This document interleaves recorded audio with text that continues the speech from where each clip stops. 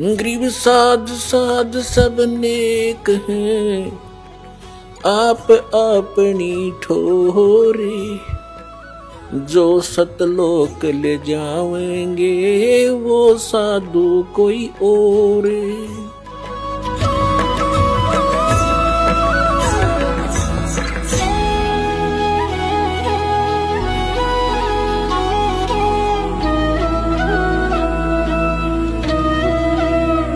अब जैसे जब तक हम सुखी हैं तब तक हम कोई भी भक्ति कर रहे हैं, किसी भी देव की, किसी इष्ट की, या ना कर रहे हैं, तो आपके वही प्रारब्ध के, किस्मत के कर्म ही आपको प्राप्त हो रहे हैं। जैसे किसी ने इन्वर्टर की बैटरी चार्ज कर रखी है, वह फुल हो ली और फिर चार्जर लगाया नहीं, तो वह फिर भी काम कर रही है। चार्जर हटा रखा है, चार्जर है ही नहीं आसपास भी, और ना चार्ज लगाने की कोई बिजली उपलब्ध है, तो फिर भी वो चल रही है, खूब काम कर रही है, पंखे भी, लाइट भी खूब चल रही है। तो जब तक वो बैटरी चार्ज है तब तक तो नो प्रॉब्लम, और जब वो बैटरी होगी डिस्चार्ज, फिर प्रॉब्लम, नथिंग एल्स। तो पूर्व जन्म के जिसके जितने संस्कार, पुण्य कर्मी, जितने उसने बैटरी चार्ज कर रखी है, कोई प्रधानमंत्री बना है, कोई राष्ट्रपति बना है किसी देश का, कोई आईएएस, आईपीएस, डॉक्टर, इंजीनियर, जज, या कोई सेठ बना है, कोई अच्छा किसान बना है, कोई अच्छा दुकान चल रही है, कोई वैसे किसी के बच्चे अच्छे हैं, कोई नौकरियां प्राप्त है, तो ये उनकी पिछले जन्म की बैटरी चार्ज है, वही चल रही है, आगे चार्जर नहीं है। और जब आगे चार्जर नहीं है तो वो बैटरी जब तक पूर्व जन्म की चलेगी, फिर कैर टूटने लगेंगे, जब दुख शुरू होंगे, वो पुण्य खत्म हो जाएंगे। हमारे जीवन में पुण्य और पाप दोनों साथ हैं। जब तक पुण्यों का दौर चलता है तो हम सोचते हैं हम बिल्कुल सुखी हैं, और ये भी सोचते हैं हम ऐसे ही निभाएगी, ऐसे ही चलेगी। और जब वो पुण्य समाप्त हो जाते हैं, वो बैटरी डिस्चार्ज हो जाती है, और फिर पाप का दौर शुरू होता है। फिर हम भटकने लगते हैं, क्योंकि जो पूजाएं आप कर रहे थे उनसे तो राहत मिली ही नहीं, उनके करते करते ये दुख और संकट आ गए आप पर। तो तब आपको उन पूजाओं में अविश्वास हो गया जो आप पहले कर रहे थे। फिर आपको किसी ने बताया कि उस मंदिर में मत्था टेकने से लाभ होता, आप फिर वहां जाते हो। किसी ने आपको बताया कि वैष्णो देवी जाओगे, वहां पहुंचोगे तो आपको बड़ा लाभ मिलेगा, आप वहां पहुंच गए। यानी वो जो साधना पहले कर रहे थे वो छोड़ दी। फिर आपको किसी ने बताया बालाजी जाइए, आप फिर वहां जाते हो।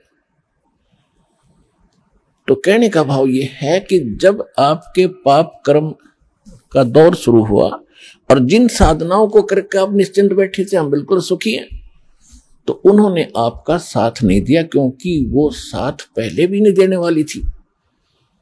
उस समय आपको कोई कहता कि साधना कर रहे हैं ठीक नहीं है, आपको लाभ नहीं मिलेगा, तो आपको कभी विश्वास नहीं होता, न आप मानते हो।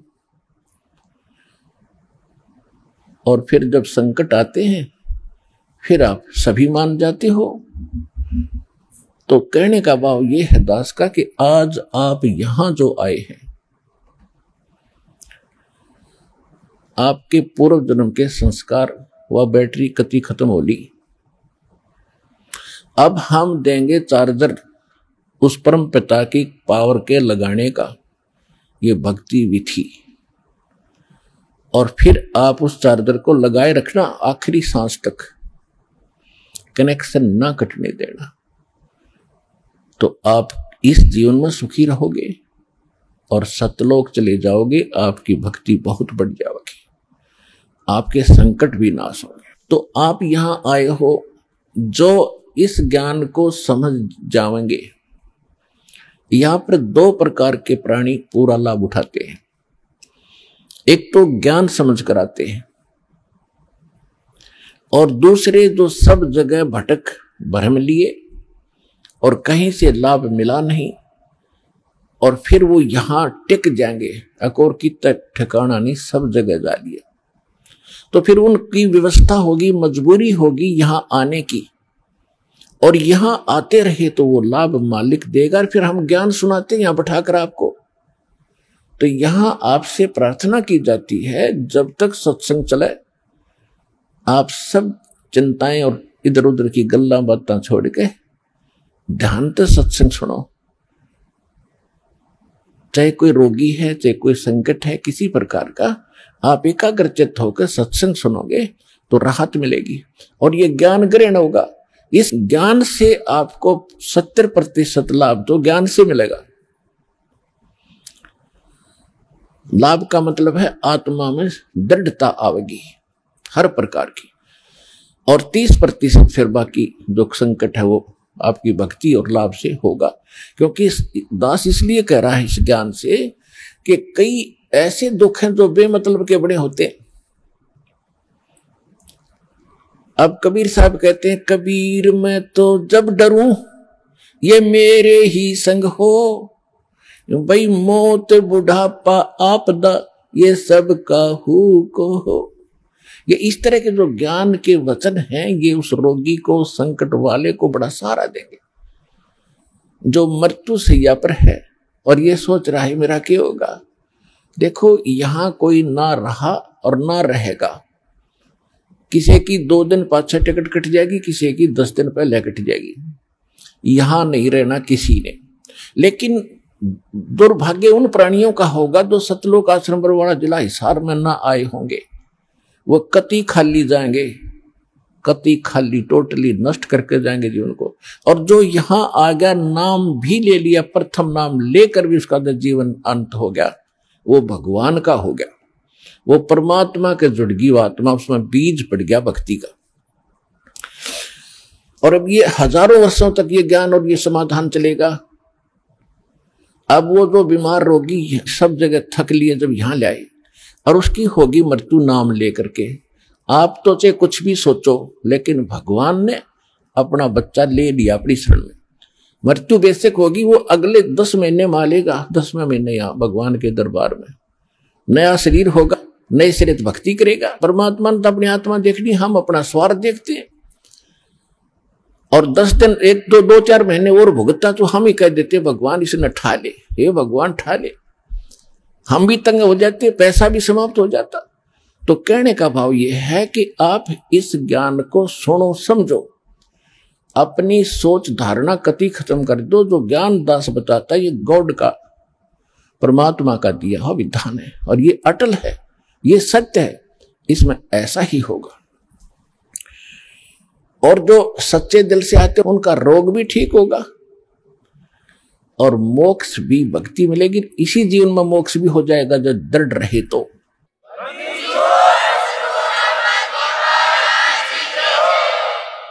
इसके अतिरिक्त और भी बहुत सी, क्योंकि ये विधान है भगवान का और आप हो बच्चे पहली कक्षा, दूसरी, तीसरी के। अब जैसे कानून की किताब को 3री-4थी कक्षा का बालक कैसे समझ पाएगा, लेकिन बार बार दास समझाएगा तो आपके हृदय में ये अवश्य जचेगा, विश्वास होगा, क्योंकि ये गॉड गिवन स्पिरिचुअल नॉलेज है, परमात्मा का दिया हुआ अध्यात्म ज्ञान है। तो जब आप यहां आ गए और सच्चे दिल से भक्ति करने लग गए, जितने भी सांस इस सिमरन में आपके गए और वो आपके गुड अकाउंट में है, और बाकी का जो समय आपने चाहे राष्ट्रपति बनकर व्यतीत कर दिया वो व्यर्थ बताया है। तो यहां आने वाले जितने भी भक्त हैं, चाहे रोगी हैं, तो किसी प्रकार का उनको संकट है, तो उनके लिए वो दुख वरदान बन गया। वो भगवान से मिलेंगे, उनका जीवन सफल होगा, उनके सब दुख दूर होंगे और भगवान के विमान में बैठकर सतलोक जाएंगे। ये लिखवा लो मेरे पास।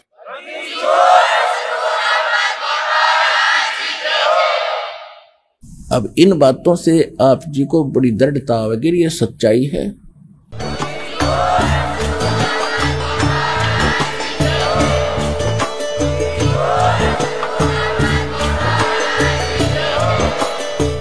सुन रहे थे जगत गुरु तत्वदर्शी संत रामपाल जी महाराज जी के मंगल प्रवचन। अधिक जानकारी के लिए विजिट कीजिए हमारी वेबसाइट www.jagatgururampalji.org।